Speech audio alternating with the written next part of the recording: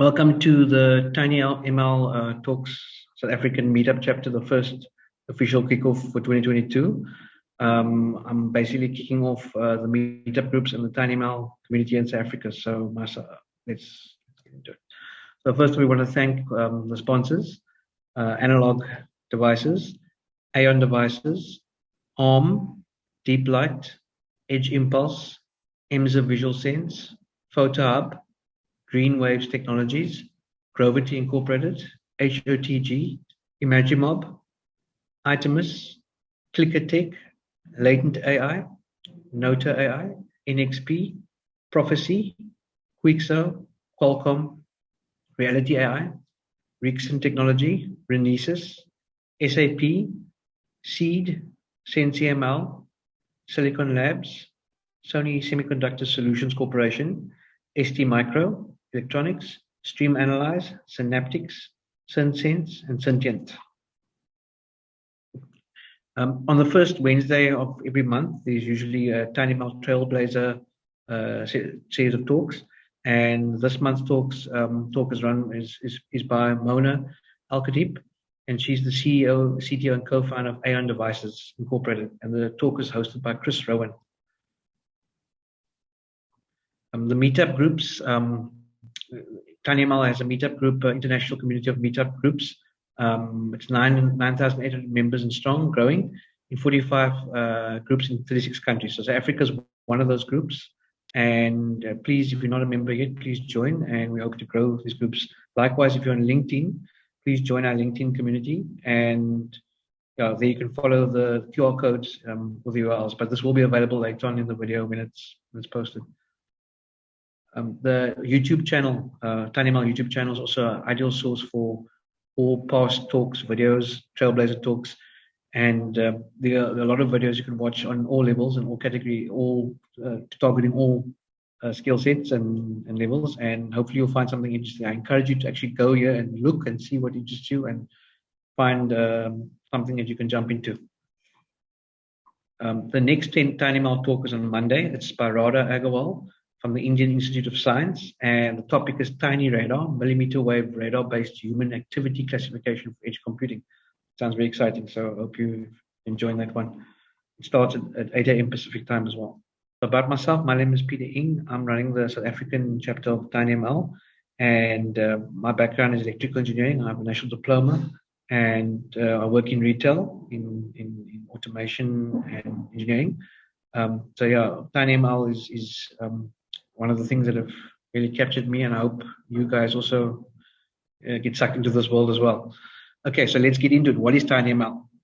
So before we start talking about meetup group, just for those that don't know or curious, or maybe just clicked on this video and wants to know what's going on, and those who do know, just follow along. So tinyML is basically low-powered machine learning on microcontrollers, on low-powered microcontrollers. So it's basically taking deep learning that you would normally run on very powerful hardware and running it on little low-powered microcontrollers.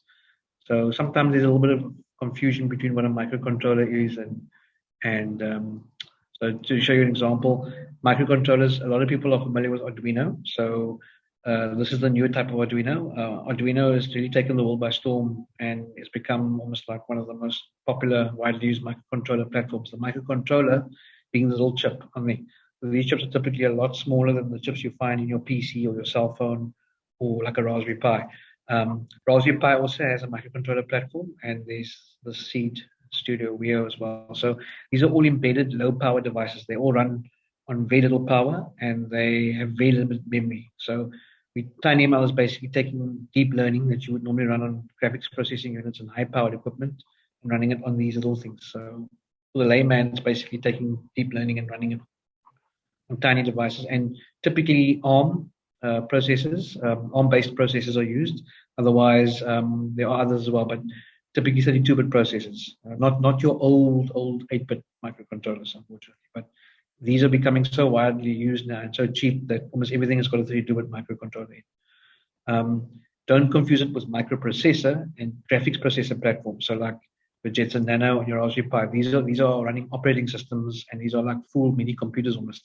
So this is typically where AI has been running for quite a while now and coming to these devices. Now, in the last few years, we're down to microcontrollers. So just some acronyms. MCU is often what you'll see in relation to microcontrollers, and MPU and GPU for microprocessor and graphics processor. Okay, so what are the type of applications? So you might say, okay, well, I want to come here, I want to do this, but why? Why would I not want to go and just build on a server? Well, the thing is, being able to run deep learning neural networks on a small, low-power device really it's a game changer because it allows you to actually decouple connection to the cloud. You can actually run these things offline. So you can imagine, for example, out in the field, you want to track an animal like an elephant or a cow or something, and you don't have internet connectivity. You can run these little devices that run on solar panels or little batteries for months and actually run neural network based applications on them, which is actually quite a game changer. So it's convolutional neural networks you can run. So these are the full neural network architectures that you find running on your bigger devices, like your GPUs. You can run these, like MobileNet, you can run them on a microcontroller for vision and audio applications. So that really allows you to do things that you couldn't previously do. The types of applications you can run are keyword spotting. So you can imagine, for example, you want to activate like a voice-based, for example, in a warehouse where people are working and they have to pick product. You can run a voice picking solution you can build your own hardware to do that kind of thing where the guys can actually prompt and say, take 5, take 6, take 4. Object detection, that's something which has been running on cell phones for quite a while, and now you can run them on microcontrollers. So that really opens up the potential for a lot of use cases. Like imagine a face mask detector built into a doorbell running on batteries. That's now possible using tinyML. Anomaly detection, you can pick up when things go wrong for preventative maintenance. When machines are about to fail, again, you don't need a connection to the cloud. You don't need big, expensive hardware or expensive sensors. You can take a $2 microcontroller with a $1 sensor attached to it, and you can detect vibration, doing what you could have normally done with a $1,000 commercial piece of equipment, even better. So it opens up a lot of democratization of this technology to the hands of everybody because it's very open. Environmental awareness, you can do sensing of an environment, detect fires before they happen, detect like soil conditions, moisture in soil, plants, crops, parameters, all kinds of things. Literally, whatever you can measure, you can build some kind of machine learning model on top of it. Why use machine learning? Because machine learning can deal with variability and randomness and noise in the environment, whereas normal traditional signal processing, you have to kind of know all the answers before you write your code. Whereas with machine learning, you kind of know a bit of it, you train, and the rest of the way it kind of figures out the gaps in between. So that's very powerful because it gives you the ability to work in the real world where things are not always consistent. So there's lots more. One of the things that tinyML focuses on, the tinyML Foundation, is tinyML for good. So this is taking this technology, democratizing it, making it open, and putting it in the hands of anybody, but specifically for the purpose of doing good in the world. So areas of focus are STEM, so that's teaching children in schools K-12 and up. There's a big focus there on the future of education. So traditionally, people have done a lot of coding, but now kids are able to actually work with machine learning as well. I'll actually show you something that's done by kids in the next slide. There's Earth, climate, and conservation. So that's all to do with sustainability and environment. And a big focus of our world going forward is we need to look after the resources we have, and we need to ensure that we're clever about it. So tinyML is definitely one of the enablers of that, especially being low powered. You can put sensors out in the field far away from any power source and they can run as opposed to traditional approaches. And then lastly, healthcare. So we've just come out of a pandemic, or we're in the last stages of a pandemic. There's been some interesting tinyML applications and projects posted on sites like Axter where guys have actually used this technology to detect social distancing, masks, all those kind of things. So help vaccine transportation as well, temperature monitoring, all this kind of stuff, critical requirements. So that's all where tinyML for good comes in. So here's an example of something done on an Arduino. So this is using edge impulses, FOMO, faster objects, more objects, edge, it's tinyML object detection. So this is basically for anybody who's worked with something like YOLO and done object detection on or the SSD models, and done object detection on a PC or a graphics processor or a Jetson or even on a Raspberry Pi. This is basically doing object detection on a little small ARM processor, microcontroller Cortex on an Arduino. So this, we're talking about kilobytes of RAM running on low power. And if you watch the video, it's a self-driving car, and it follows the strip of toilet paper. You can literally move the toilet paper any way you want, and it will follow. There's no pre-programming. There's no connection to a GPU on the back end or cloud server that's doing the inference and telling the car what to do. It's all running on this little Arduino, not even on a big powerful GPU rig. It's running on an Arduino. So, and this was actually built by high school kids, by Jeremy Ellis in his class. So, and they figured this out on their own without having any engineering degrees. So, yeah, it's quite interesting what you can do. So, again, this is powered by the Arduino potential board with its camera add-on, and then it uses FOMO. And this is all accessible and open to anybody. You can literally buy this board from one of the distributors, and you can go on Edge Impulse and you can start training and building your own model right now. There's nothing stopping you actually from doing that, and it's free. So learning resources. Typically, a good way to learn is to read a book. So these two books, tinyML by Pete Warden and Daniel Snyaka, these are the original books that started the whole tinyML movement, both of them out of Google. Dan is now with Edge Impulse. So this book, sometimes people say that maybe the examples need to be, you need to follow maybe new examples online, but I would definitely recommend reading this book. This book has got such a lot of valuable information explaining the whole TensorFlow Lite ecosystem, the interpreter. Even if you're not into tinyML and you want to learn about machine learning and TensorFlow in general, I would recommend reading this book. It's really a good resource to bring you into both the worlds of machine learning and tinyML. So and embedded systems. So, and then of course the tinyML cookbook.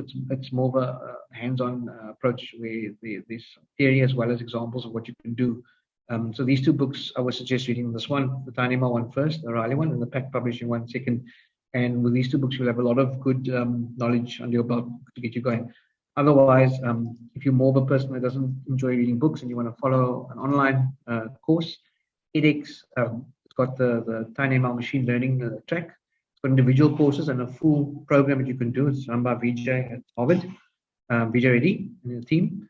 And it's a very well curated and well put together course that explains you everything. And I mean, you even get a certificate if you pay as well for the small fee with it. So, and these certificates, carry weight because it's backed by Harvard. So that's two options you have for you, for yourself. And then, of course, the tinyML YouTube channel.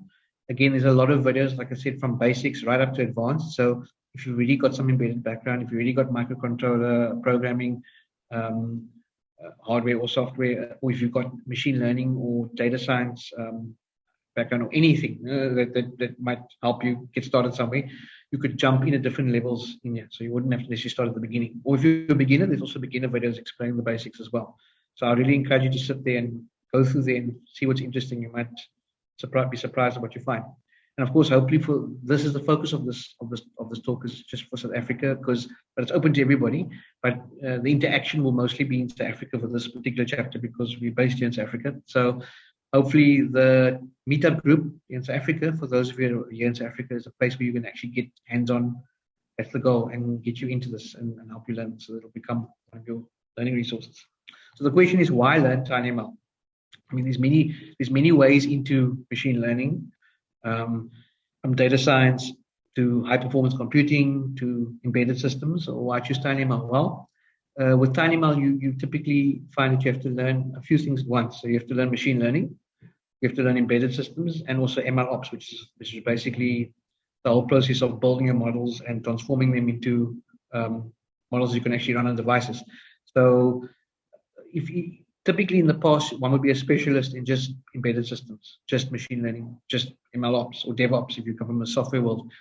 Today, with the fourth industrial revolution, the focus is more on horizontal skill sets as opposed to vertical specialization. You need to know more than one thing about multiple things. So tinyML is a nice starting point, especially if you're young and if you're in the STEM category, or even any age. It's a good place to start because it teaches you that thinking to work with multiple different technology stacks at once. And you come out of this learning what you need to know for all of these. And it's a continuous process. I mean, you never stop learning, like everything in life. So you will continuously learn all the time. And that's the beauty of it. There's always new things coming out. So, and your skills are scalable, which means that what you learn in embedded systems programming, you can easily take into application development on full servers or desktop systems In fact, the skills you learn in embedded systems put you in a better place for writing bigger software applications, because you learn how to optimize and how to work in a constrained environment. So suddenly when you move from a device, an embedded microcontroller with kilobytes of memory and no operating system, to a Linux platform with gigabytes of memory and Linux doing some of the work for you, suddenly it becomes a lot easier for you to move into that world. So if you want to be a software developer, I would highly encourage you, start with embedded systems. Start your software development career there. It's like the software developers in the 80s and 60s and 70s that started on the old systems before there was all this high-level stuff. So machine learning as well, whatever you learn here is completely scalable and adaptable to high-performance computing backends. So that's primarily because tinyML is not a different type of neural network. It's the same neural networks that you run on the big devices. Just the way you optimize it before you deploy it is different. So what you learn here about machine learning, building models, training, even inference, all applies on bigger systems like HPC, as they call it, high performance computing backends, like your cloud servers, your Google Colabs and stuff. So that's one of the benefits. And of course, like I say, ML ops, the whole knowledge base and skill set required to actually take data, clean the data up, bring it into an environment, do feature extraction, and then train your model, develop your model, tweak your model, retrain that whole cycle, and then going back to until you're happy and deploying. Whatever you do in tinyML is exactly the same as what you do, just you work with much bigger data sets and much bigger models. The tools you use for tinyML, the main tool, the basis of it all is the TensorFlow framework. And again, TensorFlow is the framework that's used for high-performance computing. That's TensorFlow. And then you have TensorFlow Lite, which has been developed to run on where you train your model in TensorFlow normally on a more high-performance platform like a server. And then you can deploy your model either to a server high-performance backend, or you can deploy it onto a edge device, which typically your Android devices, your phones, your Raspberry Pis, anything with the OS on. You can run it in the browser, and of course you can do it now. tinyML is a new one added there recently. You can run it on microcontrollers as well. Actually, microcontrollers actually spin off from TensorFlow Lite. So there's a lot to do and a lot to learn. So the tools to help you do this, if you don't feel like learning TensorFlow in the beginning, it's always encouraged to learn TensorFlow, or as you go along, practice and explore it. But to get going quickly, there's some amazing tools out there. Probably one of the most well-known is Edge Impulse. Edge Impulse is a ML ops platform where you can build models end-to-end and deploy them straight into microcontrollers. tinyML is a similar environment focused on sensor data and getting intelligence out of sensor data. And ImagineMob also provides you with the tools to build models, train them, and deploy them onto embedded systems. And there are others out there too. And this is a growing emerging market, so those tools will help you get going quickly. So South Africa. So what are the plans for South Africa for the year? So this is now the first official meetup. Hopefully in future we want to obviously have some more face-to-face meetings where we can actually get together in a room or venue somewhere and bring others in remotely as well. And then we can do workshops, hackathons, training, all those kind of things. So the meetup group, the first hands-on training I'd like to have is July, August, depending on availability of venues and interest. We'll have some kind of hands-on training where we could maybe get a couple of boards in the people's hands and take you from zero to having your first model going. There's also the option of using your phone. So Edge Impulse workshops, you can use your phone to actually gather data and run your model. So we've got some plans for that as well for those that maybe can't make it to a venue or we don't have enough hardware because of the shortages. You can do exactly what you could do on a microcontroller on your phone, which is really cool. You can simulate it. And then talks and videos, there'll be more talks and videos. There's also events, some announcements will come out soon on some events. We'll be at as well. And then there's the talks. And this is where the community must get involved. So for those of you in South Africa watching, this is an everybody thing. This is an open source community type different thing. So we hope to get people in the community talking, doing videos. And if there's anybody out there who's already working with tinyML on their own who didn't know about the bigger community or came across it through the various blogs and project sites out there, then we hope to see you talk about those projects and present them and show them. Or if you don't have a project, come up with an idea. If you've got a group of people in the school and you're at high school level and you want to come up with an idea, come up. There'll be engineers that will come up with ideas. There will be entrepreneurs. There will be those who just want to do it for fun. Or like I saw something where you can do flap for your pets to open, automatic kind of thing like it. You can do things like that. So if you've got ideas, and this community is there to bring, and it's not just South Africa, globally, everyone together, so you can meet, network with the people, because there's always someone who could answer the question that you're asking. And we don't all know everything, and you can never know everything about everything. You always, we're always humble and we're always learning. So that's the approach to take with it. So, and through networking and getting to know people, you can obviously learn from each other. And then community projects, tinyML for Good. So Africa being a developing nation, part of Africa, there's a lot of challenges we have here, a lot of things that can be done. One good example is fire detection in townships that was spoken about before already. And there's many others. So hopefully we get the community to come up with some projects here where also at the same time we can feed back into the community and they can learn, the community itself can learn from this. So it's not just about building tech and running it.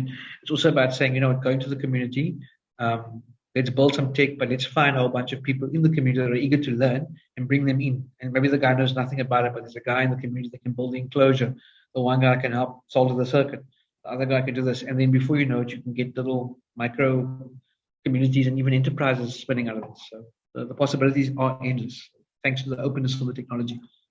And then again, it's community driven. So your suggestions, please put them forward. And what do we want from you? So we want you to be part of the we. So get involved, because the we is all of us. And the more that are involved, the better. And throughout the year, obviously through some of the sponsors, we will look to try and see how, I can't promise at this point in time, but we'll try and get some hardware, and maybe potentially for those that have got good projects, we can find hardware for you that you can do your project on. So that's something I want to push this year, that if you've got an idea for tinyML for Good or for a project or for something you want to do, but you don't have the hardware, you can't afford the hardware, let's see what we can do to try and get hardware into your hands somehow. There's always ways that things can be done. And again, for the workshops too, we want to try and get some kits that the guys can come and play with and do whatever they, learn hands-on. And also, if you can buy your own hardware, there's plenty of places to buy it as well. And so that's exciting. So hopefully some giveaways in the year too for cool projects. And then ask questions. That's how you learn. Never stop asking questions. Learn and just keep on learning. Network with each other is important. Learning, meeting people, and understanding the dynamics of how important it is to actually, if you don't know how to do something, find somebody who can help you do it, and you could help that person do something for them too. So you keep paying it forward to each other. So that's what it's all about. And most of all, have fun. So it's about learning in a relaxed, fun environment, and it's open to everyone regardless of your experience. So if you might feel that you don't know machine learning, you don't know embedded systems, you don't know anything, come along. It's actually better. Then it is for you, because then this is the place to learn. If you know a lot, then you could potentially help teach others as well, or you'll definitely learn something along the way. So, and the skills in the fourth industrial revolution, there's a big focus now, obviously, with the fourth industrial revolution, for us to have these kind of skills out there from a young, early age and at all levels. So every job you're in, every career you're in, at some point it touches on needing to do something with those technologies in the fourth industrial revolution. And there's a lot of focus on that now. So by all means, come along and join the fun and learn. So yes, at this point, the community question and answer. So there is a Q&A section where you guys can post questions. So I would encourage you to actually post questions. I'm actually seeing some questions appearing here now. So what I'm going to do is I'm going to answer one of these questions as they go along. So, is it technically possible to run tinyML 8-bit microcontrollers like Ono, or do we know Uno at Mega? Yes, that's a good question. That was my actual entry point to this whole thing, where I wanted the same thing years back. So the answer is no. What happens is those AVR-based microcontrollers at Megas, they somewhat limited. You can do quite a lot with them. I mean, you can build drones, you can do PID control, you can do some amazing things with them, but they are quite limited, and especially for tinyML, because there's some DSP type operations that need to happen behind the scenes. So typically your ARM Cortex M0 and M3 cores that are found in, so ARM is an IP vendor. They produce the design and they license it to silicon vendors. So at Mega is made by Atmel, and they also make ARM-based microcontrollers. In fact, the new Arduino is running, the newer ones are running ARM-based microcontrollers from Atmel, and also ST Micro, the Arduino Uno, the Arduino BLZ Sense. That was probably the first one, I think, which is in widespread use for tinyML. So definitely not 8-bit, 32-bit, but if you look at the cost of 32-bit microcontrollers, the price of 32-bit microcontrollers has come down so low that it actually, and I don't want to say don't use 8-bit microcontrollers, but there's not much benefit in not going 32-bit nowadays. I mean, the Arduino tooling works with cores on top of all the big 32-bit, so you don't even realize you're working on a 32-bit platform. And the Raspberry Pi Pico is an example of a very low cost. If you're living in South Africa, it's about 70 Rand for a Raspberry Pi Pico, and it's got a dual core 32-bit ARM Cortex processor, so it can actually run 2 models at once. So to answer your question, no, you can't run on 8-bit, and 32-bit has become ubiquitous, so it's quite affordable. That's a good question. So again, yes. So what happens is, again, I'm not the expert on all the intricacies of all the ops, but yes, the models do run ops, and typically. So the second question, let me ask the question out loud for those who are not seeing the questions. What is the most consuming mathematical operation which tinyML uses during inference? Is it floating point multiplication or integer multiplication or something else? So what's done typically with tinyML is the models are quantized, which means the weights are scaled from floating point down to a fixed point integer. So then you're actually doing fixed point math on a little 32-bit microcontroller, and that helps obviously speed up the operation.